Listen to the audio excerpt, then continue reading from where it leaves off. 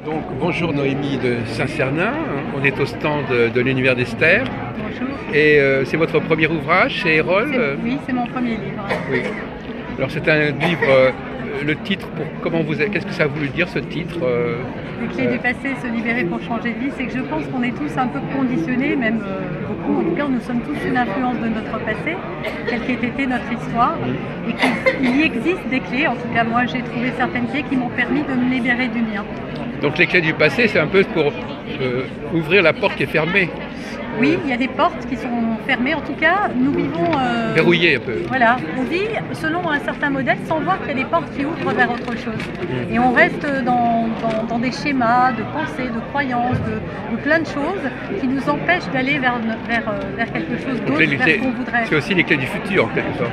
Oui, c'est les clés du futur et celles du présent aussi. Oui. Hein? Moi, j'ai fait un bouquin il y a longtemps qui s'appelle Clés pour l'astrologie chez Segars. Mais donc c'est vrai qu'il y a la notion d'être enfermé, les clés. Il y a la libération, c'est aussi sortir de son enfermement. Enfin, c'est cette notion importante. Un petit peu comme la couverture du livre, je trouve qu'elle est très représentative. Ah, la couverture du livre, parce que vous voyez, on a une personne qui coupe parce qu'elle se déleste du poids de son passé pour pouvoir grimper et trouver la lumière, vous voyez. Alors que les autres sont accrochés. Les autres sont accrochés. Oui. Voilà. Donc, vous êtes d'accord. C'est vous qui avez choisi la couverture ou comment ça? Alors c'est Erol qui m'a soumis l'idée et j'ai trouvé que c'est génial comme couverture, c'est absolument fabuleux. Non, on voit la couverture à Gwenaël peindre. Oui, c'est un peu un peintre naïf, un peu, c'est ça. Oui. Et puis après, c'est une illustratrice. Alors quels sont le mot un peu fort, quelles sont les techniques pour arriver à pouvoir voler Oui. Alors moi en fait j'ai eu un passé très douloureux, d'enfance maltraitée, d'adolescente suicidaire et puis j'ai fini dans la rue à 19 ans. Et donc ce passé que j'ai réussi à transcender, je croyais qu'il était loin derrière moi, sauf que dans ma vie je constatais des répétitions avec des sentiments déjà vus, déjà vécus. J'arrivais pas à construire un couple. Je tombais sur des hommes qui me faisaient vivre sans arrêt les mêmes souffrances.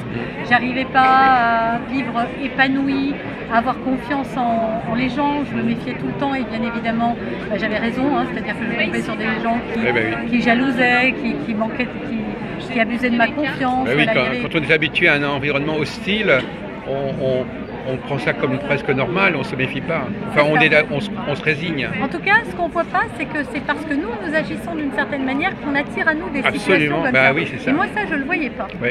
Donc ça, c'est la première chose, c'est que je me pensais victime de la vie et des situations qu'elle m'envoyait. Et j'ai découvert que non, je n'étais pas une victime. Donc ça, c'est une des premières clés de mon livre. Il faut faire attention à ce qu'on dégage. À ce qu'on dégage, à ce qu'on croit, à la manière dont on fonctionne, à sa perception du monde, à... Ça prouve que les gens vous captent. Nous sommes des gens qui captons finalement. Parce que vous êtes.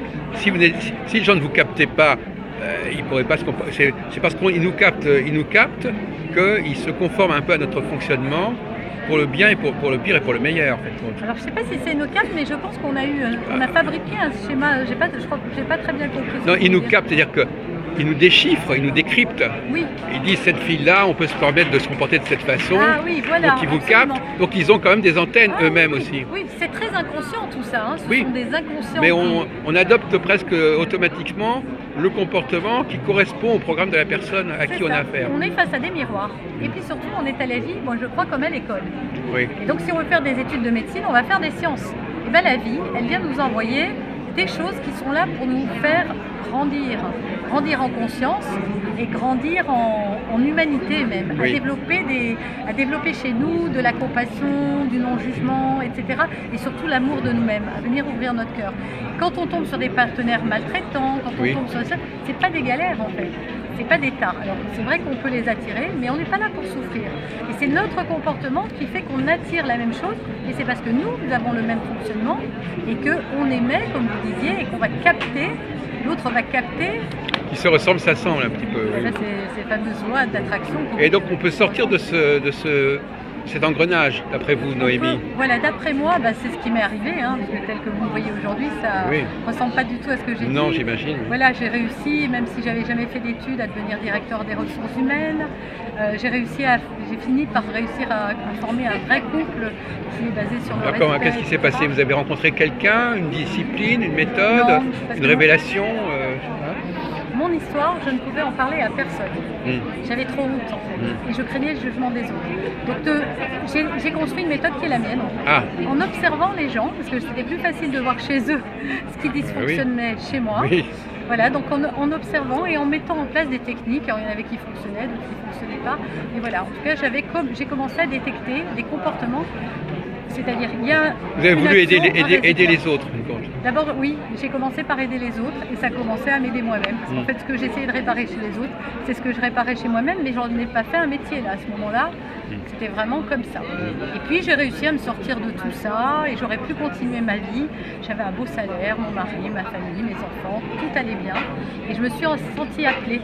Et cette histoire que j'avais jamais racontée à personne, en 2014, j'ai décidé de la rendre publique et surtout de mettre mes outils et mes compétences au service de ceux qui souffrent, qui constatent des répétitions et qui sont un peu englués dans leur. Mais vous-même, vous n'avez pas changé de vie à ce moment-là? Non, ma vie, elle a changé progressivement avant. Mais à ce moment-là, j'ai changé de vie, c'est-à-dire j'ai changé de métier. Oui, d'accord. Vraiment, j'ai démissionné de mon poste, j'ai passé un diplôme de coach parce que je voulais avoir un peu de légitimité quand même, même si c'était pas nécessaire en fond, mais bon, au moins. Et donc j'ai commencé à donner, à accompagner les gens. J'ai accompagné plus de 4000 personnes sur leur chemin de développement en leur donnant mes clés. Justement, je voudrais qu'on revienne un petit peu sur la question du coach. Oui. Qu'est-ce que c'est qu'un coach? C'est quelqu'un qui projette la personne un peu vers son futur quelque part. Alors pour moi, un coach, c'est un guide. Oui. Vous voyez, c'est quelqu'un qui connaît le chemin parce qu'il l'a déjà fait, qui sait les endroits où il faut passer, qui va vous mettre devant la porte. Et après la porte, toutes les clés sont dans les poches de la personne. Et la personne, elle ouvre la porte ou elle n'ouvre pas. Mais moi, j'emmène jusqu'à la porte et je donne les clés. Et après, on en fait ce qu'on veut. Et c'est ça, le travail d'un coach, c'est un guide. Moi, quand les gens, vous voyez, tout à l'heure, il y a 2 personnes qui sont venues se jeter dans mes bras pour me dire « t'as changé ma vie » et tout. Et je leur dis toujours que j'accueille ça avec beaucoup de gratitude. Mais qu'en réalité, j'ai changé la vie de personne. J'ai changé la mienne, certes. Mais c'est eux qui ont transformé leur vie. Simplement, je suis arrivée au bon moment dans leur vie, parce que je ne crois pas au hasard non plus. Et que ces personnes-là ont décidé à ce moment-là de se prendre en main, de prendre ses clés et d'ouvrir les portes. Même si c'était compliqué. D'accord. Mais ce que je voulais poser comme question, c'était est-ce qu'on établit, parce que moi j'ai parlé avec un certain nombre de coachs, ça correspond peut-être pas à votre profil, mais je disais qu'on balise, on crée un calendrier, on précise des dates, des échéances. Comment on élabore, comment on construit on se donne des défis à relever dans un temps limité, je ne sais pas. Oui, alors ça va beaucoup vous intéresser parce que oui, vous allez voir que c'est très particulier ma méthode. Ah oui, d'accord, voilà. Voilà, c'est que moi je vous ai dit, je ne pouvais jamais aller voir personne. J'ai pas pu, je ne l'ai peut-être pas dit, mais je n'ai jamais pu raconter cette histoire. J'ai essayé d'aller voir 2 thérapeutes et je ne pouvais pas me raconter. Ça sortait pas. Non, je me disais qu'ils ne me comprendraient pas. J'avais honte aussi de leur regard, de leur jugement, et j'ai pas pu raconter cette histoire. Donc j'ai fait ça toute seule. Et je me dis toujours qu'il y a peut-être des gens comme moi aussi qui ne peuvent pas raconter leur histoire. Et je sais qu'on n'en a pas besoin finalement puisque j'y suis arrivée. Donc j'ai créé un programme en ligne, accessible par Internet. Donc ça se matérialise comment? Alors j'ai créé ce livre aussi, mais ce programme en ligne, il y a des vidéos. Donc on pose le cadre, j'explique. Ensuite on a des exercices. On a la vidéo, l'audio ou le PDF, parce qu'il y en a qui préfèrent lire, écouter ou regarder. Et ensuite, on a des exercices. Je dis exactement ce qu'il faut faire. Et comme je n'ai pas la personne en face de moi, il n'y a pas de projection avec elle. Non. Je ne peux pas forcer son comportement, ni lui dire aussi, si, il faut faire ça. Je dis ce qu'il faut faire et après, elle est libre. Et là, le truc parfait de ce qu'il faut faire, elle le fait ou pas. Donc c'est comme un chemin, comme des escaliers qu'on va monter, module après module, pour venir enlever toutes les couches de conditionnement. Donc on va changer son regard et se transformer. Donc ces personnes, elles ne vous voient pas non plus finalement, elles vous voient sur des photos. Elles me voient, alors elles suivent le programme et puis une fois par mois, elles me voient en conférence en ligne. Ah oui, c'est ça. Alors là, elles me voient, elles peuvent me poser leurs questions. Et une fois par an, je donne un séminaire. Là, ça sera en l'occurrence le 13 et 14 octobre. Vous les voyez. Voilà, puis je fais des retraites aussi, en petits groupes. Voilà. Je fais des choses en présentiel, mais pas en one-to-one, pas un et un, parce que je pense que la puissance du groupe est beaucoup plus importante. On croit que c'est plus facile d'aller voir toutes les semaines. Moi, j'ai pas de temps à perdre. Je dis aux gens, vous n'avez pas de temps à perdre. Le temps, c'est ce qu'on a de plus précieux. Et donc, plus ça va aller vite, et plus c'est efficient, et plus il faut aller vers ça. Et donc finalement, les gens doivent régler une certaine somme, je suppose, pour participer à ce programme. Oui, absolument. C'est ça. mais vous avez organisé tout ça, c'est bien. Ah oui, oui, tout ça est très organisé. Ah oui, oui, il y a déjà 4000 personnes qui suivent mes programmes en ligne, par exemple.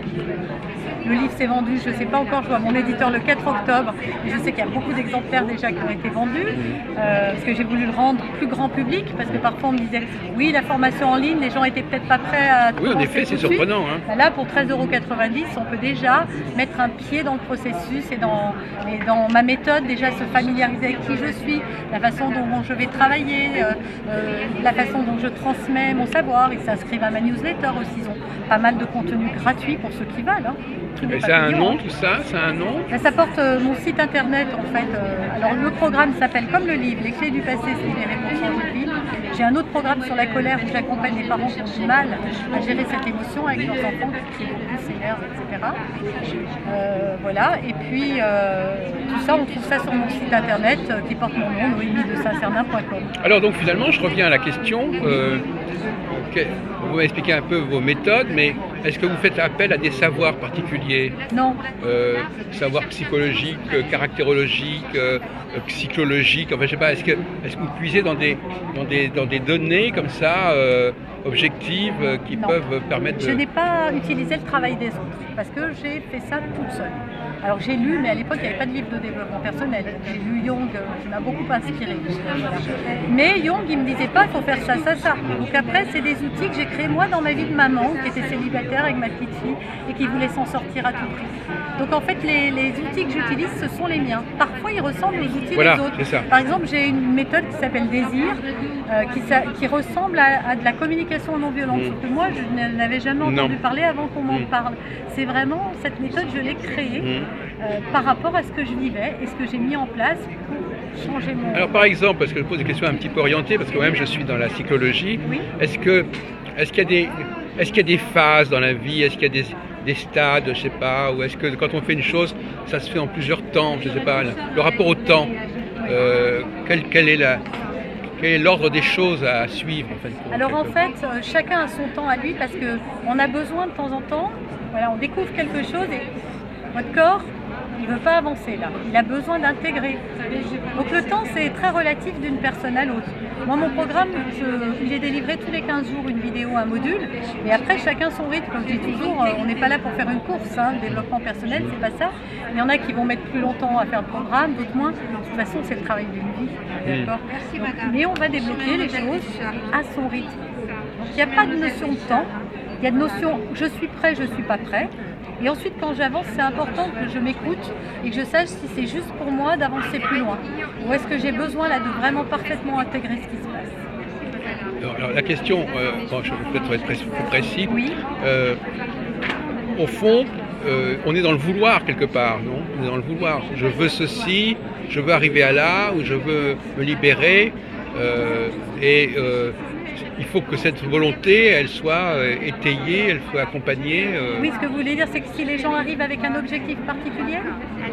Non, je veux dire que soit on est dans le savoir, soit on est dans le vouloir. Mais qui, moi ou les personnes? La personne veut quelque chose, ça vient d'elle, oui. Et il y a des choses qu'elle veut obtenir ou qu'elle veut régler. Oui. Donc elle projette un peu son moi sur le monde, en fait, quelque part. Oui, absolument. Oui. Ah oui, oui.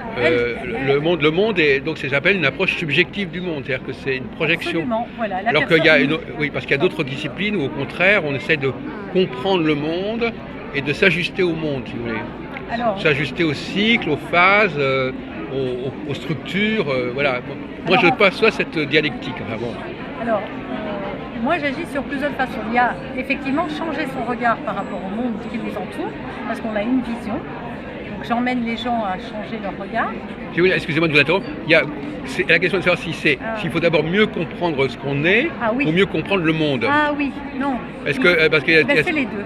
Oui. En fait, c'est les deux. Il faut mieux souvent on ne se connaît pas, on croit, mais on ne se connaît pas.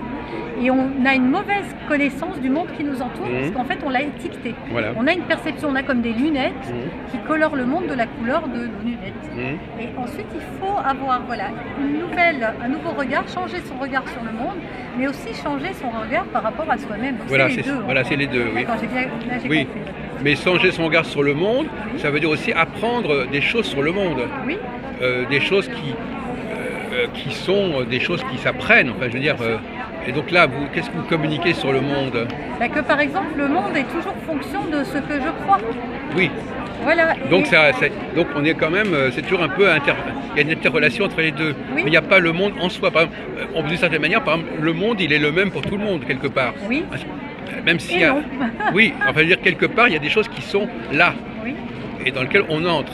Oui. Et puis, il y a aussi notre moi qui veut modifier le monde, qui le comprend d'une certaine manière. Exactement. Mais De toute façon, donc, on ne peut pas changer le monde. On peut que juste se changer soi. Oui. On Oui. peut juste comprendre le monde. Qui voilà, nous c'est ça, entoure, oui. changer sa compréhension du monde ou sa perception, moi je dirais plutôt. C'est-à-dire, si on a une vision du monde que la vie c'est injuste, si je crois que la vie c'est injuste, c'est en moi qu'il faut que je change ça, que la vie c'est injuste pour qu'elle devienne plus juste. Oui, mais moi je voulais parler d'un monde a priori qui fonctionne, c'est-à-dire un monde qui fonctionne normalement. Oui, le monde va bien, lui. Donc le monde, lui, donc, il est pas, donc c'est, voilà, donc le monde, lui, il va bien, et nous, on va pas forcément bien. C'est ça. C'est-à-dire qu'il va ni bien ni pas bien, le monde est le monde. Voilà. C'est un fait, ça. Oui. Et moi, j'ai une perception par rapport à lui Oui. qui fait que ça me crée des problèmes, mais le monde n'y est pour rien.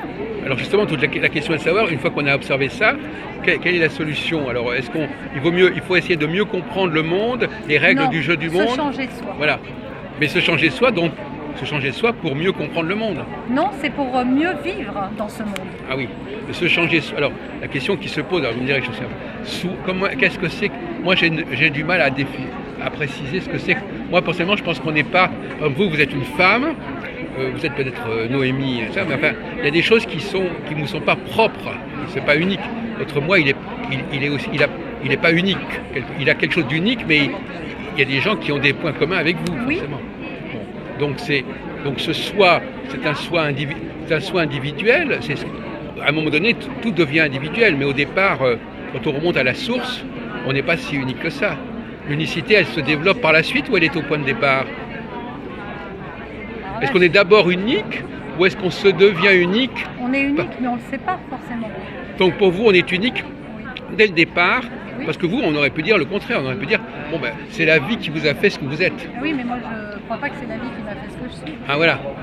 La vie m'a mis dans un contexte qui était le plus favorable pour ce que j'avais. Ah voilà, c'est ça. C'est ça la différence. Et donc, c'est ma perception à moi de cette réalité que j'ai rend négative ou positive. Oui, oui. C'est ça que je voulais faire apparaître, c'est qu'il y a des gens qui ont une démarche inverse. Il peut y avoir une démarche exactement inverse. Mais je vais vous laisser. Alors vous allez me donner peut-être vos coordonnées, votre cas, pour que je puisse mettre avec la vidéo.